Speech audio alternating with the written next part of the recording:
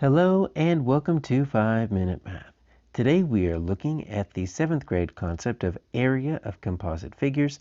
This is standard 7.9C in the great state of Texas, and we are using item number 34 off the 2018 released STAAR test. If you have not done so already, please go ahead and take a moment to pause the video, work this problem out on your own, unpause it, and then we will look at our answers together. So we have a figure that was created by placing the 4 vertices of a square on the circle. And so we're supposed to use the ruler. So I had to print it out, cut it out, take a photo of it. And I try to measure up this ruler right here, the centimeter ruler, with the outside of the circle there. So what we're trying to do is we're trying to figure out the shaded region. And so we don't really know how to find the area of this shaded region, but what we can infer is we've got the entire circle. So I've got the area of the circle. So the whole circle is shaded, but then we've got the square on top of it that's not shaded. So I can find the area of the circle and then simply subtract the area of the square, and then that's going to give me what I need. So let's figure out the area of a circle. So remember, the area of a circle equals pi r squared. So I've got this diameter is 10 centimeters. Now I don't necessarily need the entire diameter, right? So my diameter equals 10 centimeters, but remember the diameter is also double the radius. So the radius, I could just take my diameter, cut it in half. I mean, I could use my ruler if I want to, but it doesn't really tell me where the center is. I don't know where to measure from. But I can just take my diameter and just cut it in half.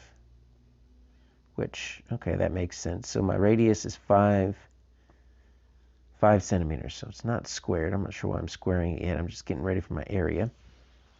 So my radius is 5 centimeters, so I need my pi. Now remember, my pi is approximately 3.14. It's actually a ratio of your diameter over your circumference over your diameter. Got that backwards as well. And so we are going to need that 3.14, but it actually is an irrational number. It goes on and on and on and on. It never stops. So that's why we represent it with this Greek letter pi. So I need 3.14 times 5 squared, radius squared. So radius squared, 5 squared is not 5 times 2, it's 5 times itself. So it's 25. So let's do 3.14 times 25, and let's see what we get here. And so that's going to be, that's 20. 5 and 1 is 5, 2 is 7, 15. And then I've got 8, 2, and 6. That's pretty straightforward. So I've got 0, 15, 8. I've got 2 digits behind the decimal with factors, 2 digits behind the decimal here. So area of circle is about, call it 78.5, about. So now I need my area of a square. So my area of a square is just side squared, or side times itself. So this is about, we'll call it 1.5, and that's about 8.5. So 8.5 minus 1.5, that's about 7. All right, so 7 centimeters on the side. So area of a square equals side times itself. So that's about 7 squared.